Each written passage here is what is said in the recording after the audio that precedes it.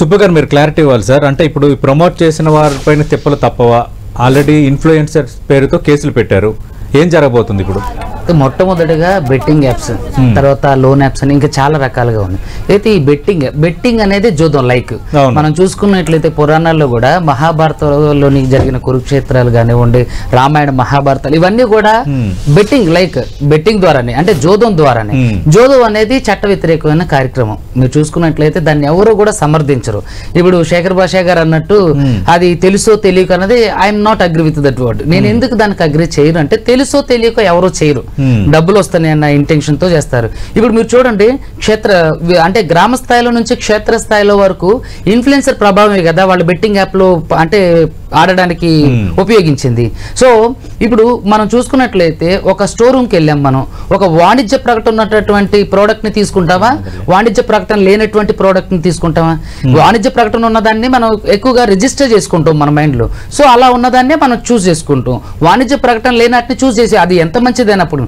అలాగే ఇప్పుడు ఎవరైతే ఈ రకరకాల చోటా మోటా ఇన్ఫ్లుయెన్సర్స్ ఉన్నారో, తర్వాత చిన్న సన్నకారు అంటే చిన్న స్థాయి సెలబ్రిటీస్ ఉన్నారో, పెద్దవాళ్ళ దగ్గర నుంచి కూడా వాళ్ళు ప్రమోట్ చేయడం ద్వారా మాత్రమే ఎక్కువగా జనాలలోకి వెళ్తుంది, రీచ్ ఎక్కువ అవుతుంది. అది గ్రామ స్థాయిలో ఉన్నటువంటి విద్యార్థితో సహా. సో దీన్ని నేను దాన్ని ఒప్పుకోను అన్నట్టు. అంటే తెలుసో తెలియక ఎవరో చేయరు, తెలిసే చేస్తారు. ఇక్కడ నాకు తెలిసినంత వరకు ఎవరైతే ఈ బెట్టింగ్ ప్రమోటర్స్ ఉన్నారో వీళ్ళ ద్వారా మాత్రమే, అంటే వీళ్ళు ఎక్కువగా దానికి ప్రచారం కల్పించడం ద్వారా మాత్రమే ఎక్కువ మంది నష్టపోవడానికి అవకాశం ఉంది. చూడండి, ఒకే సంవత్సరంలో తెలంగాణలో 1000 మంది చనిపోవడం అంటే it's not a small issue. ఇది అసలు ఒక నేషనల్ ఇష్యూ ఇది. సో ఆర్థిక మాన్యంలో కొట్టుమాట్లాడుతున్నటువంటి భారతదేశంలో ఇది ఒక అంటే ఎకనామికల్ స్కామ్ లైక్. సో కాబట్టి దీన్ని నేను ఎట్టి పరిస్థితుల్లోనూ ఒప్పుకోను. వాళ్ళు తెలుసో తెలియక అన్నదే వాళ్ళకి ఖచ్చితంగా తెలిసే, వాళ్ళ లాభార్జన కోసం, వాళ్ళ ఆర్థిక స్వప్రయోజనం కోసం, వాళ్ళు అంటే ఎకనామికల్ గా స్టేబుల్ గా ఉండడం కోసం ఎంతటి దిగజారుడు స్వభావానికైనా దిగి ఇలాంటివి ప్రమోట్ చేసి, అంటే నేను ఇన్ఫ్లుయెన్సర్స్ ని, సో ఈ గ్రామ స్థాయిలో ఉన్న వాళ్ళతో పాటుగా ఇందులో మోసపోయి వాళ్ళ జీవితాలు రోడ్డును పడడానికి కారణం అవుతున్నాయి. అయితే మొట్టమొదటిగా నేను కొన్ని విషయాలు చెప్పిన తర్వాత దీనికి ఒక కంక్లూజన్ అనేది చెప్తానండి. ఇందాక మన శేఖర్ భాషా గారు అన్నట్టు ఇద్దరిది తప్పు అని అంటే మళ్ళీ దాంట్లో కూడా కొంత వీళ్ళు ఈజీ మనీ కోసం చేస్తున్నారు, మరి వాళ్ళు కూడా ఈజీగా మనీ వస్తుందని చేస్తున్నప్పుడు ఇద్దరు ఒకటి కాకుండా ఎలా ఉంటారనేది. నేనేం చెప్తున్నానంటే ఇప్పుడున్నటువంటి బెట్టింగ్ యాప్స్ లో పార్టిసిపేట్ చేసే వాళ్ళందరూ కూడా చిన్న సన్నకారు రైతులు, చిరు వ్యాపారులు, నిరుద్యోగులు, విద్యార్థులు. మీరు మొట్టమొదటిగా చూసుకుంటే వీళ్ళే ప్రధానంగా ఉంటారు. వీళ్ళకి ఏంటంటే డబ్బు ముఖ్యం. సో వీళ్ళు డబ్బు ఎలా వస్తుంది అన్న దాని గురించి ఆలోచన, సరే అది ఈజీ మనీయా ఇంకోటా పక్కకు పెడితే ఏదో వాళ్ళ అవసరాల నిమిత్తం ఏదైనా కొంత డబ్బులు సంపాదించుకోవాలి. సో కష్టపడడానికి వాళ్ళకి కష్టపడే సోర్సెస్ ఉన్నా వాళ్ళకి దారి అంటే ఒక ఉపాధి కల్పన లేదు కాబట్టి సో వాళ్ళు ఇలాంటి దాంట్లోకి రావచ్చు. సో ఇది ఆశ, కానీ వీళ్ళది అవకాశం. ఇప్పుడు ప్రమోటర్స్ ఎవరిదైతే వీళ్ళది అవకాశం. అరే వచ్చిన డబ్బుని మీరు చూసుకున్నట్లయితే ఒక సోషల్ ఇన్ఫ్లుయెన్సర్ అంటాడు, మేము కాకపోతే ఇంకొకళ్ళు చేసుకుంటారు, ఆ డబ్బులు వాళ్లే తీసుకుంటారు. అంటే ఈ రోజు సరే నువ్వు చేసిన దానికి నువ్వు అనుభవిస్తావు, అది పక్కకు పెడితే నువ్వు కాకుండా వేరే వాళ్ళు చేస్తే ఈ రోజు నువ్వు ఈ పెద్ద అంటే ఈ ప్రమాదం నుంచి తప్పించుకుని ఉండేవాడు కదా. నువ్వు ఈ రోజు చేస్తున్నా, నేను చేయట్లేదు, వేరే వాళ్ళు చేస్తే వాళ్ళకే వస్తాయి అంటే నువ్వు చేయడం వేరు, వాళ్ళు చేయడం వేరు. ఇప్పుడు నువ్వు చేయడం అయినా సరే మనుషుల్ని ఇన్ఫ్లుయెన్స్ చేయడమే కదా. అంటే దీంట్లో పెట్టుబడులు పెట్టండి, లేదంటే ఈ బెట్టింగ్ యాప్ ని మీరు యూజ్ చేయండి, దీంట్లో డబ్బులు పెట్టండి. ఒక సోషల్ ఇన్ఫ్లుయెన్సర్ పెడతాను, నేను మొబైల్ కొనుక్కోవడానికి వెళ్ళా, నా దగ్గర 90,000 ఉన్నాయి, మళ్ళీ నాకు డబ్బులు ఇన్స్టెంట్ గా కావాలి, చూడండి నేను దీంట్లో ఆడా నాకు ₹1,00,000 వచ్చానండి. నిజంగా ₹1,00,000 అసలు బెట్టింగ్ అంటేనే జోదం, ఆ జోదం అంటేనే పెట్టుబడి, దాంట్లో తిరిగి వచ్చేది ఏమి ఉండదు, మొత్తం పోవడం తప్ప. చూస్తే ఇందులో ఎంటైర్ ఈ సినారియోలో నాట్ ఓన్లీ లోన్ యాప్స్ ఇంకా రకరకాలుగా ఉన్నాయి. అమ్మాయిలు కూడా రకరకాల న్యూడ్ కాల్స్ చేసి డబ్బులు వసూలు చేసి వాళ్ళ నంబర్ ఆఫ్ నమోదవుతుంది. ఇవన్నీ ఏంటంటే ఇవన్నీ ఒక ఎత్తు. సో ఈ బెట్టింగ్ యాప్స్ అనేది డైరెక్ట్ గా ప్రమోట్ చేస్తున్నారు. ఇందాక శేఖర్ భాషా గారు అన్నట్టుగా డ్రీమ్ 11 నిజంగానే అలా అయితే బీసీసీఐ డైరెక్టర్ కూడా కేసు ఫైల్ చేయాల్సిందే. కానీ దానికి డ్రీమ్ 11 మొన్న జరిగిన T20 వరల్డ్ కప్ కి స్పాన్సర్షిప్ అదే కొన్నిట్లకి ఏం జరుగుతుందంటే అండి మీరు చూసుకున్నట్లయితే ఈ డ్రీమ్ 11 లాంటివి కొన్ని ప్రముఖమైనటువంటి బెట్టింగ్ యాప్స్ ఏంటంటే గవర్నమెంట్ ఆథరైజ్డ్. సో వాటి నుంచి గవర్నమెంట్ కి GST వెళ్తుంది, దాంట్లో ఫ్రాడ్ జరగటం ఏమి ఉండదు. ఇప్పుడు వీళ్ళు ఎవరైతే సోషల్ మీడియా ఇన్ఫ్లుయెన్సర్ గానివ్వండి, ఇప్పుడు గవర్నమెంట్ ఆథరైజ్డ్ యాప్స్ లో ఫ్రాడ్ జరగదని గ్యారంటీ అయితే ఇక్కడ ఫ్రాడ్ జరగదు. దానికి ఒక అంబాసిడర్, దానికి ఒక థర్డ్ పార్టీ ఉంటారా? థర్డ్ పార్టీ ఏమి ఉండదండి, అది డైరెక్ట్ గా యాపే. దాంట్లో ఏంటంటే ఇప్పుడు మనం ఒక తిరునాళ్ళకో జాతరకో వెళ్ళాం, అక్కడ మీరు చూసుకున్నట్లయితే చాలా మంది ఏం చేస్తారంటే ఆ జాతరలో చాలా వరకు అప్లై ఇట్లా ఇస్తుంటుంటారు అన్నట్టు, రెడ్ అండ్ బ్లాక్ పెడుతుంటారు, దాంట్లో కాయరాజా కాయని ఏదో సమ్ ఇట్లా పెట్టు ఇట్లా మారుస్తూ ఉంటారు. సో దాంట్లో మీరు చూసుకున్నట్లయితే ఎండ్ ఆఫ్ ద ఆ రోజు ఈ ఇంటికి వెళ్ళేసరికి ఎవరి దగ్గర డబ్బులు ఉంటాయి? ఎవడైతే గేమ్ ఆ బ్లాక్ అండ్ రెడ్ గేమ్ నిర్వహిస్తుందో వాడి దగ్గర ఉంటాయి. ఇక్కడ ఇటువైపు కాసేవాడి దగ్గర ఉండదు, ఇటువైపు కాసేవాడి దగ్గర ఉండదు. అలాగే బెట్టింగ్ యాప్స్ కూడా 100 రూపాయలు ఇస్తే 1000 రూపాయలు వస్తాయని, 1000 రూపాయలు ఇస్తే 2000 వస్తాయని, 2000 ఇస్తే 1,00,000 రూపాయలు వస్తాయని ఇట్లా పెడుతుంటారు. చివరికి 1,00,000 రూపాయలు వస్తున్నాయి కదా అని చెప్పి తీసుకొని ఒక 10 లక్షలు పెడితే వెంటనే క్షవరం చేసేస్తారు. ఇవి ఏంటంటే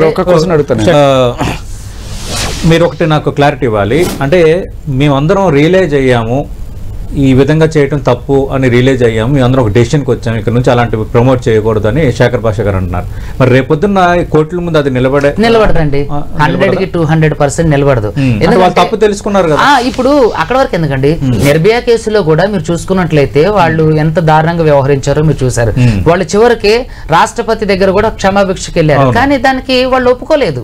అంటే తప్పు చేసిన తర్వాత మేము రియలైజ్ అయ్యాము అని అంటే ప్రతి ఒక్క అంటే అక్యూజర్ చెప్పే మాట అదే. ఇప్పుడు నేనున్నానండి మీకు అంటే ఈ సభాముఖంగా నేను చెప్పేది ఏంటంటే ఒక టీచర్, ఒక గవర్నమెంట్ టీచర్ తన అకౌంట్ లో 7 lakhs ఉన్నాయి. ఆ అకౌంట్ నంబర్, ఫోన్ నంబరు అతను కుమారుడికి ఇచ్చిన ఫోన్ నంబర్ తో లింక్ అయి ఉంది. దాంట్లో నుంచి తిను ఈ బెట్టింగ్ యాప్స్ లో ఎవరైతే ఈ హర్ష సాయి అనే ఒక ఎవరైతే ఉన్నాడో ఒక అక్యూజ్డ్ అతను ప్రమోట్ చేసి ఒక యూట్యూబర్ తను ప్రమోట్ చేసిన యాప్ లో పెట్టి దాదాపుగా తన శాలరీ అకౌంట్ నుంచి ఆ సేవింగ్ చేసుకున్న 6 లక్షల రూపాయలు పోగొట్టుకున్నారు. ఇంకొక ఆయన ఖత్తర్ లో పనిచేస్తారు, రీసెంట్ గా నా దగ్గరకు వచ్చిన కేసు, ఖత్తర్ లో పనిచేస్తారు. ఆయన దాదాపుగా ఒక 20 lakhs వరకు ఒక ఫిక్స్ అంటే ఒక అకౌంట్ లో పెట్టుకున్నారు. తన దగ్గర నుంచి రెగ్యులర్ వచ్చాము, అది వాళ్ళ పాపకి ఇచ్చారు. వాళ్ళ పాప కూడా ఇందులో ఒక అంటే టీవీ యాంకర్ ఆవిడిచ్చిన దాంట్లో పెట్టేసి దాదాపుగా 20 లక్షల రూపాయలు ఖాళీ చేశారు. ఎంతో మంది రోడ్డు మీద పడి ఏడుస్తున్నారండి. నా దగ్గరకు వచ్చి మొన్న ఏడుస్తుంటే నేను అదే చెప్పామ్మా, దీనికి నిర్దిష్టమైన చట్టం లేదు, గేమింగ్ యాక్ట్ కిందకే వస్తాయి. సో ఈ యాప్స్ మీద ఈ బెట్టింగ్ యాప్స్ నిర్దిష్టమైన చట్టం లేదు, గేమింగ్ యాక్ట్ కిందకే వస్తాయి. కాబట్టి మీరు దయచేసి పోలీస్ స్టేషన్ కి వెళ్ళండి అంటే అక్కడికి వెళ్తే కొన్ని పోలీస్ స్టేషన్లలో వీటి మీద మేమే యాక్షన్ తీసుకోలేమన్నారట. సో అది జరిగిన తర్వాత ఈ బెట్టింగ్ యాప్స్ మీద సిపి సజ్జనర్ గారు అంటే నిర్ణయం తీసుకోవటం, ఆయన సూచన మేరకు పంజాగుట్ట పోలీస్ స్టేషన్ లో కేసులు అవడం, ఇది శుభ పరిణామం. నిజంగా ఆయన మెచ్చుకోవాలి. ఏదైనా ఒక నిర్దిష్టమైన చట్టం లేనటువంటి ఒక బెట్టింగ్ యాప్స్ ఇలా పుట్టగొడుగులాగా పుట్టుకు రావడానికి కారణం కూడా ఒక నిర్దిష్టమైన చట్టం లేకపోవడం ద్వారా మాత్రమే ఇలా జరిగింది అంటాడు. సో వీటన్నిటిని గేమింగ్ యాక్ట్ కిందకి తీసుకోవాలి. ఇప్పుడు ఎవరైతే వీళ్ళు మేము రియలైజ్ అయ్యాం మా తప్పైంది మమ్మల్ని మన్నించండి క్షమించండి అంటే నాకు తెలిసినంత వరకు ఇలా ఎప్పుడు జరగలేదు, మునుపెన్నడూ జరగలేదు. కాబట్టి అదే నేను అంటున్నా. నేను కూడా ఈ సభాముఖంగా నేను అంటే గౌరవ కోర్టు వారిని కూడా కోరుకునేది ఏంటంటే ఇలాంటి సందర్భం మునుపెన్నడూ జరగలేదు, మునుపెన్నడూ ఎలాంటి ఒక సందర్భాన్ని మనం ఫేస్ చేయలేదు. కాబట్టి మొదటి తప్పుగా భావించి వీళ్ళందరికీ కూడా అంటే ఫైన్ రూపంలో వేసి దీని మీద ఇప్పుడు చూడండి ఒక చట్టం అనేది రూపొందించి లేదంటే ఒక ఆర్డినెన్స్ అనేది తీసుకొచ్చి లేదంటే ఒక జీవోను తీసుకొచ్చి దీని మీద అంటే ఉక్కుపాదం ఇప్పుడు మనం సే నో డ్రగ్స్ అని ఏ విధంగా అయితే అంటున్నాం, say no use betting apps అనే ఒక నినాదం తీసుకొచ్చి దాని మీద ఒక నిర్దిష్టమైన ప్రమాణాలు కలిగినటువంటి ఒక మెమోరాండం ఏదైనా ఇచ్చి దాన్ని క్లోజ్ చేయ దీని మీద ఒక ఉక్కుపాదం మోపటం మంచిది అనేది నా ఉద్దేశం.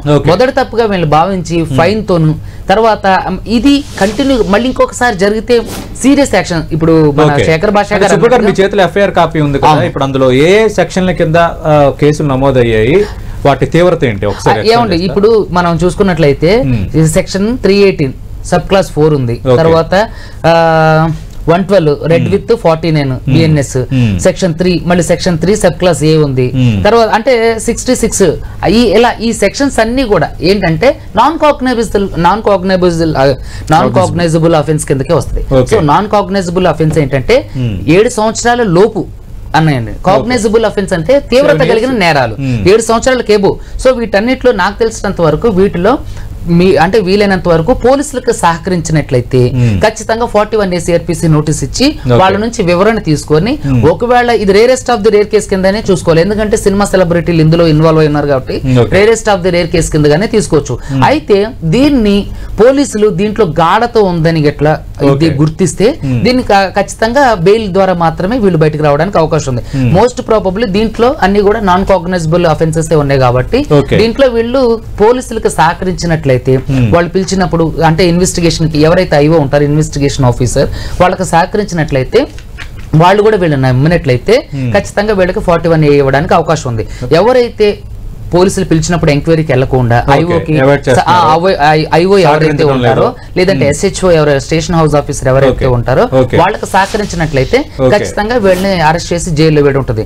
నాకు తెలిసినంత వరకు ఈ కేసు ఈ నిర్దిష్ట ప్రమాణాలు ఉన్నటువంటి ఈ కేసులో ఇది ఒక ప్రత్యేకంగా ఇప్పుడు మునిపెన్నడూ ఇలాంటి ఒక కేసు రాలేదు, ఇంత ప్రాచుర్యం పొందలేదు. ఒక బెట్టింగ్ యాప్ మీద ఇలాంటి కేసులు రావడం అనేది ఫస్ట్ టైం కాబట్టి దయచేసి ఇప్పుడు ఇందులో ఎవరైతే ఈ లిస్ట్ లో ఉన్న వ్యక్తులు ఎవరైతే ఉన్నారో వీళ్ళందరూ మీ ఐఓ దగ్గర అంటే ఇన్వెస్టిగేషన్ ఆఫీసర్ల దగ్గర లేదంటే పోలీస్ స్టేషన్ లో ఏదైతే మిమ్మల్ని పిలుస్తారో అక్కడ అటెండ్ అయ్యి మీ వే ఆఫ్ వెర్షన్ ని తెలియజేసి తర్వాత మీ అప్పీల్ జడ్జి గారికి తెలియజేసి అయితే అవుట్ ఆఫ్ కోర్ట్ సెటిల్మెంట్ అనేది నాకు తెలిసినంత వరకు మీరు చూస్తే ప్రతి 3 నెలలకు ఒకసారి ఈ మనకి లోక్ అదాలత్ వస్తుంటది. అంటే దాని ముఖ్య ఉద్దేశం ఏంటంటే రాజీ మార్గమే రాజమార్గం. సో ప్రతి దానికి కూడా అవుట్ ఆఫ్ కోర్ట్ సెటిల్మెంట్ అనేది ఉంటుంది, దాని ఆర్బిట్రేషన్ అని పిలుస్తుంటారు. సో ఆర్బిట్రేషన్ అనేది చేయడం ద్వారా కూడా బాధితులకు న్యాయం చేయవచ్చు. కాకపోతే ఈ ప్రత్యేక కేసులో నాకు తెలిసినంత వరకు SHO గానే ఉండి సుబ్బు గారు నా డౌట్ ఏంటంటే ఇప్పుడు ఇందాక ప్రస్తావించారు శేఖర్ భాషా గారు, అంటే స్పెసిఫిక్ గా ఈ యాప్ చూసి ఈయన చెప్పడం వల్ల ఎఫెక్ట్ అయ్యారు, మా బంధువు నేను ఎఫెక్ట్ అయ్యామని చెప్పడం అనేది ఒక ఎత్తు. రెండోది సాధారణంగా పబ్లిక్ దీనివల్ల న్యూసెన్స్ క్రియేట్ గురవుతున్నారు, ఇబ్బంది పడుతున్నారని ఎవరైనా సిటిజన్ ఆఫ్ ఇండియా నేనైనా కంప్లైంట్ చేయొచ్చు, అదొక వెర్షన్. నేనంటుంది ఏంటంటే నిజంగా ఒకవేళ ఈ యాప్ చూసి దానివల్లే ఇన్ఫ్లుయెన్స్ అయ్యి సూసైడ్ చేసుకోవటమో లేదంటే నష్టపోయామన్న దాని ఒక స్పెసిఫిక్ కేస్ స్టడీ గట్ట ఉంటే అప్పుడు ఏ విధంగా ఉంటాయి శిక్షలు కానీ లేదంటే లా ఆఫ్ కోర్స్? ఇప్పుడు మీరు చూసుకున్నట్లయితే ఖచ్చితంగా దీంట్లో అంటే పంజగుట్టలో అయినటువంటి FIR లో ఏముందంటే దీని వల్లనే చనిపోయారని స్పెసిఫిక్ గా మెన్షన్ చేసినవి కూడా ఉన్నాయి. సో నాకు తెలిసినంత వరకు ఇది మీరు చెప్పిన విధంగానైనా సరే లేదంటే అయితే మీరు చెప్పిన దాంట్లో కంటే కూడా ఇప్పుడు దీని వల్లనే ఈయన చనిపోయారు అని స్పెసిఫిక్ గా వీళ్ళు కంప్లైంట్ చేసినట్లయితే ఖచ్చితంగా అది నాన్ కాగ్నైజబుల్ అఫెన్స్ కిందకి తీసుకోవచ్చు. అంటే ఇండైరెక్ట్ గా ఒక వ్యక్తి చావుకి మనం కారణం అవుతున్నాం. సో అలా ఉన్నట్లయితే అయితే ముఖ్యంగా మనం చెప్పుకోవాల్సింది ఏంటంటే ఒక బెట్టింగ్ యాప్ మీద నిర్దిష్టమైన చట్టం లేదు. ఇది నేను మీకు క్లియర్ కట్ ముందు దాని మీద డిస్కషన్ జరుగుతుంది, అది రావాలి. రెండోది ఏంటంటే ఇప్పుడు ఈ FIR కూడా మనకు ఏదైతే ఉన్నాయో గేమింగ్ యాక్ట్స్ మీద ఉన్నవి PD యాక్ట్ కి సంబంధించి అంటే పెట్టి కేసులకు సంబంధించి ఉన్నవి తప్ప నాన్ కాగ్నైజబుల్ అఫెన్సెస్ తప్ప కాగ్నైజబుల్ అఫెన్సెస్ ఎవరూ లేవు. సో కాబట్టి నాకు తెలిసినంత వరకు ఇందులో గాఢత ఖచ్చితంగా లేదు. కానీ నేను ఒక స్పెషల్ రిక్వెస్ట్ ఏం చేస్తానంటే ఖచ్చితంగా ఇందులో పెద్దవాళ్ళు ఇన్వాల్వ్ అయ్యి ఉన్నారు, అదే విధంగా సెలబ్రిటీలు ఉన్నారు, చోటా మోటా ఇన్ఫ్లుయెన్సర్స్ ఉన్నారు. ఇప్పుడు సోదరదారులు ఎవరు కనుక్కోవాలి, సోదరదారులు ఎవరు కనుక్కొని పనిష్ చేయడంతో షార్ట్స్ ఇప్పుడు బయటకు లాగాలి కదా, లేదంటే మళ్ళీ రేపు 15 రోజుల తర్వాత మళ్ళీ రిపీట్ అవుతుంది. అయితే నేను ఇచ్చే సజెషన్ ఏంటంటే ఖచ్చితంగా ఇది ఇందులో ఎవరైతే సోషల్ మీడియా ఇన్ఫ్లుయెన్సర్స్ సెలబ్రిటీస్ ఉన్నారో వీళ్ళందరూ కూడా ఇది rarest of the rare case కింద తీసుకుని దీన్ని ఎక్కువగా అంటే గాఢత కలిగిన నేరాలుగా కూడా కన్వర్ట్ చేయడానికి అవకాశం ఉంది. కాబట్టి వీళ్ళు దీన్ని ఖచ్చితంగా కొంచెం అంటే దృష్టి పెట్టి దీన్ని కొంచెం ముందుకు తీసుకెళ్ళినట్లయితే పోగొట్టుకున్నావు అంటే నీకెంత బలుపు అంటే ఇలా మాట్లాడొచ్చు అహంకారం 54 lakhs పోగొట్టుకున్న వ్యక్తి కూడా నా దగ్గర ఉన్నారు. నేను ఆయన తిట్టా 1 లక్ష లేదంటే ఒక 10 లక్షలు కూడా ఓకే, అది ఏదో బంగారం తాకట్టు పెట్టు భూమి తాకట్టు పెట్టు 98 లక్షలు అంటే నీకు దోలెక్కి చేసిన ఒక చిన్న అంటే కొవ్వెక్కి చేసిన పనికి వీళ్ళు దీన్ని మాత్రం ఎవరు బాధ్యతగా తీసుకుంటారు? 98 లక్షలు అంటే అంటే దాదాపు ₹1 కోటి. ఎవరు దాన్ని పోడ్చగలరు? ప్రభుత్వం కూడా దాన్ని పోడ్చలేదు.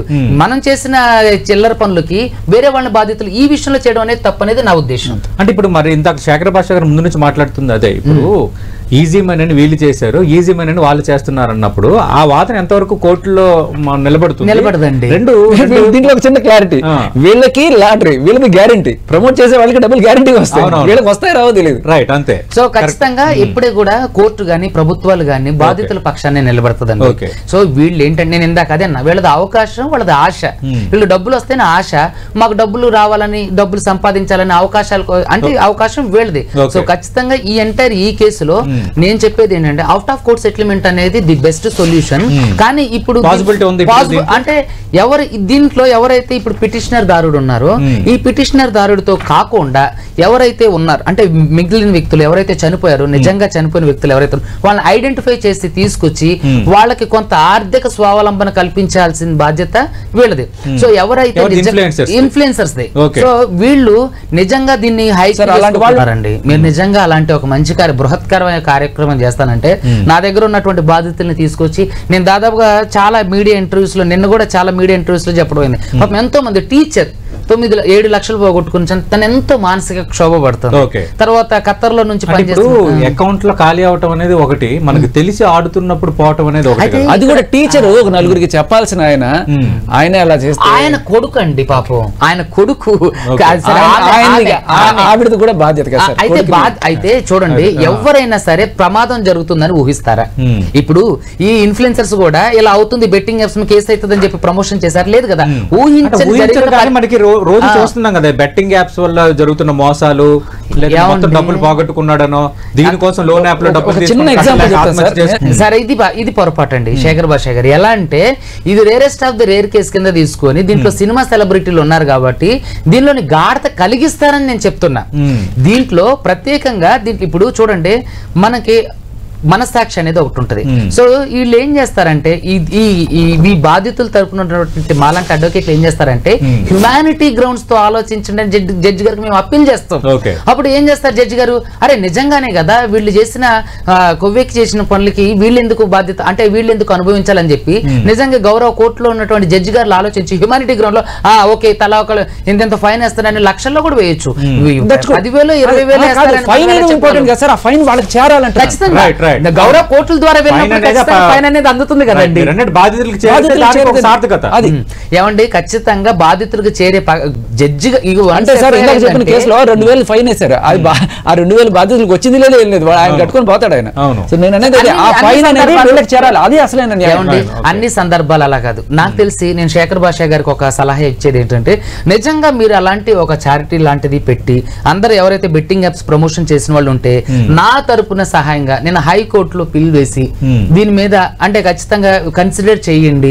దీంట్లో ఎవరైతే బాధితులు ఉన్నారో వాళ్ళందరూ కూడా వాళ్ళు తెలియక మొదటి తరపుగా చేశారు, దీని గురించి నిర్దిష్టమైన చట్టాలు లేవు కాబట్టి ఇలా జరిగింది, సో కన్సిడర్ చేయండి అని చెప్పి after of court settlement genuinity check చేయాల్సిన బాధ్యత కూడా మీరే తీసుకోవాలి. ఎందుకంటే ఈ దురాశకి ఎలా ఉంటుందంటే అందరూ వచ్చేస్తారు, అలా ఉంటుందండి. ఖచ్చితంగా వాళ్ళ అకౌంట్ నుంచి ఖాళీ ఏ అకౌంట్ కి వెళ్ళింది, వాళ్ళు ఏ బెట్టింగ్ యాప్ యూజ్ చేశారు, ఏ టైమ్ లో యూజ్ చేశారు అనేది కూడా డిజర్వింగ్ క్యాండిడేట్స్ ఎవరైతే డిజర్వింగ్ క్యాండిడేట్స్ ఎవరు అనేది చూస్ చేసుకుంటే అండ్ చేసిన వాళ్ళే కాదు సార్, చేయని వాళ్ళు కూడా మేము సిద్ధంగా ఉన్నాం ఎంతో కొంత ఇచ్చి వేయడానికి. వాళ్ళు తప్పకుండా అండి. నేను అలా ఉంటే నేను ఖచ్చితంగా నేను మీకు సపోర్ట్ చేస్తా, మనం కలిసే పని చేద్దాం రండి.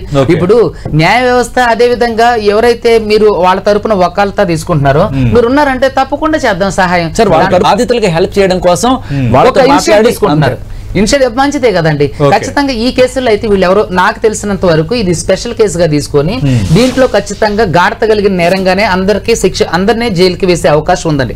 నేను ఇప్పుడున్న పరిస్థితుల్లో ఇప్పుడు తెలంగాణ కోర్టు అంటికి సంబంధించి బార్ అసోసియేషన్ ఎలక్షన్స్ జరుగుతున్నాయి. ఈ మూమెంట్ లో ఖచ్చితంగా దీంట్లో ఏంటంటే స్పెషల్ కేసుగా తీసుకొని దీంట్లో చాలా మంది లబ్ధి పొందడం కోసం దీంట్లో గాఢత కలిగిన నేరాలని యాడ్ చేసి దీంట్లో ఉన్న వాళ్ళందరినీ అరెస్ట్ చేయడానికి అయితే అవకాశం ఉంది. నేను మీడియా ముఖంగా చెప్తున్నా, ఎవరికి కూడా 41 CRPC నోటీస్ ఎవరో దీంట్లో ఉన్న వాళ్ళందరినీ అరెస్ట్ చేస్తారు. ఎందుకంటే ఇప్పుడు ప్రభుత్వం ఏం చేస్తుంది అంటే ఒక సమస్య, ఒక పెద్ద సమస్య వచ్చి పడుతుంది. చూడండి నేనేమంటున్నా సార్, సభాముఖంగా ఈ 10 TV వేదికగా నేను చెప్పేది ఏంటంటే ఖచ్చితంగా దీన్ని స్పెషల్ కేసుగానే తీసుకొని దీంట్లో అందరి కూడా జైలుకి పంపించే అవకాశాలే ఉన్నాయి. దీంట్లో ఎవరైనా చొరవ తీసుకుంటే తప్ప దీంట్లో ఖచ్చితంగా అందరు వాళ్ళు ఇన్వెస్టిగేషన్ కి సహకరిస్తున్నారు. రేపొద్దున 41 CRPC పరంగా నోటీస్ కట్టేస్తే దానికి సమాధానం చెప్తారు. ఒక్క నిమిషం, ఈ విషయంలో నేను మీకు ఒకటే చెప్తున్నా. ఇందాక నేను స్టార్టింగ్ లో ఏమన్నంటే దీంట్లో కాగ్నైజబుల్ ఎఫెన్సెస్ ఏమీ లేవు, దీంట్లో ఖచ్చితంగా 41A ఇస్తారని చెప్తున్నా ఈ ఎఫ్ఐఆర్ లో. కానీ ఇది స్పెషల్ కేసు గా తీసుకొని దీన్ని అంటే ఖచ్చితంగా దీంట్లో అరెస్ట్ పరంపర అనేది ముఖ్యమైనది, ఖచ్చితంగా దీంట్లో అరెస్ట్ చేయాలని చూడండి. ఇప్పుడు చూడండి, బెట్టింగ్ యాప్ అనేది ఒక అప్లికేషన్, ఒక హ్యాండ్రెడ్ ఫోన్ లో వచ్చే అప్లికేషన్. అప్లికేషన్ ని ఎవరు అసలు మీరు చూసినట్లయితే ఎవరు రూపొందించారు, అది అసలు ప్లే స్టోర్ లోకి ఆ యాప్ ఎవరు, ఆ అప్లికేషన్ ఎవరు పంపించారు, సో దానికి అసలు దానికి అనుమతులు ఎవరు ఇచ్చారు, దాన్ని తయారు చేసిన దానికి ఎవరు అవి వేరే రాష్ట్రంలో లీగల్ కాబట్టి వాళ్ళు చేసేసుకుంటారు, కానీ ఇక్కడ చేశారు. చూడండి ఒక నిమిషం సార్, ఇప్పుడు 10TV ఒక ఆఫీస్ అడ్రస్ ఉంది, కానీ బెట్టింగ్ యాప్ కి ఆఫీస్ అడ్రస్ ఎక్కడుంది, దానికి మేనేజర్ ఎవడు, దానికి అంటే దాంట్లో ఎగ్జిక్యూటివ్ వాళ్ళు ఎవరు, దాంట్లో ఎగ్జిక్యూట్ చేసే వాళ్ళు ఎవరు, ఎవరు లేరు. అదంతా కూడా చాప కింద నీరులాగా ప్రైవేట్ వ్యక్తులతో జరిగే ఒక ఆర్థిక స్కామ్ అది.